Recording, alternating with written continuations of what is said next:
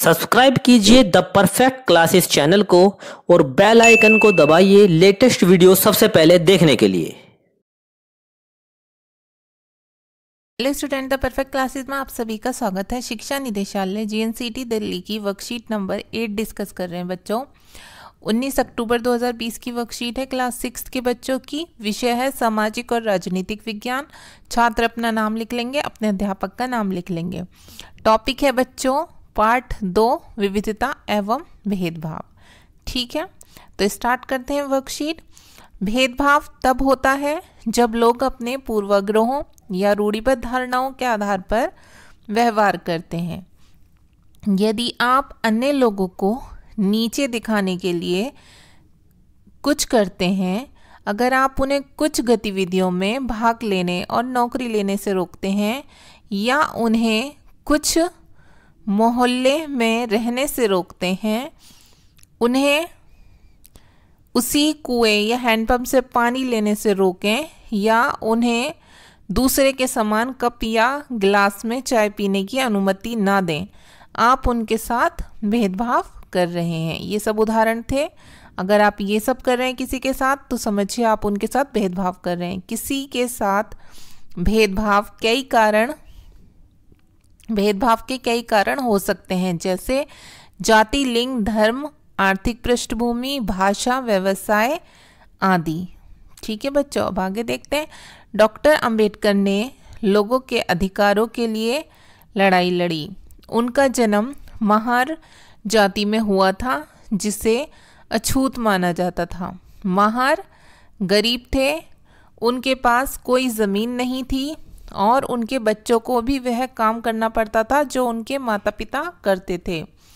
वे मुख्य गांव के बाहर के स्थानों में रहते थे और उन्हें गांव में रहने नहीं दिया जाता था। वे इस भेदभाव के खिलाफ थे और अपना संघर्ष समानता के लिए शुरू किया। किसकी बात हो रही है बच्चों? ये इनकी पिक्चर भी दी हुई है हमें, भीमराव अंबेडकर की बात हो रही है। अब क्वेश्चन नंबर 1 देख लेते हैं हम लोग।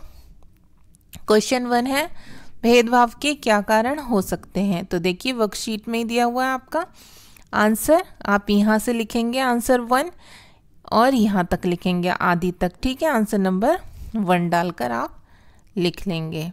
क्या लिखेंगे? किसी के साथ भेदभाव के कई कारण हो सकते हैं, जैसे जाति, लिंग, धर्म, आर्थिक पृष्ठभूमि, भाषा, व्यवसाय आदि। ठीक है बच्चों, अब क्वेश्चन नंबर 2 पढ़ लेते हैं। भारतीय संविधान के पिता के रूप में किसे जाना जाता है? तो देखिए इसका आंसर ये लिखा हुआ, आंसर नंबर 2। ठीक है, यहाँ से डॉक्टर भीमराव अंबेडकर से लेके माना जाता है। आप क्या लिखेंगे आंसर नंबर 2 में? डॉक्टर भीमराव अंबेडकर। ठीक है, यहाँ पर उनका टाइम लिखना, टाइम पीरियड 1891 से 1956 तक, और फिर लिखना को भारतीय संविधान का पिता माना जाता है। ठीक है, या आप इस तरीके से भी लिख सकते हैं, भारतीय संविधान के पिता के रूप में किससे जाना जाता है। इसका आंसर आप इस तरह से लिख देंगे, डॉक्टर भीमराव अंबेडकर को भारतीय संविधान के पिता के रूप में जाना जाता है। आप दोनों में से कैसे भी लिख देंगे बच्चों, आपका आंसर ठीक है। ओके, अब क्वेश्चन नंबर 3 देखिए। आप अपने आसपास किस प्रकार के भेदभाव को देखते हैं, व्याख्या करें। अब देखिए हमसे पूछा हुआ है, अब इसका आंसर हम ऐसे लिख देंगे। आंसर नंबर 3 डालकर हम क्या लिख देंगे?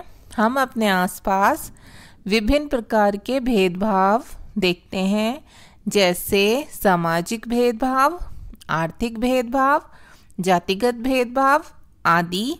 फिर हमें थोड़ी व्याख्या करनी है, तो हम लिख देंगे भेदभाव में अक्सर किसी व्यक्ति को केवल उसके वर्ग के आधार पर अवसरों, स्थानों, अधिकारों और अन्य चीज़ों से वंचित कर दिया जाता है।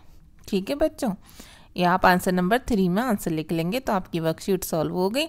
अगर आपको मेरी वीडियो पसंद आई है तो प्लीज़ मेरी वीडियो को लाइक कीजिए, शेयर कीजिए, हमारे चैनल को सब्सक्राइब कीजिए। Thanks for watching.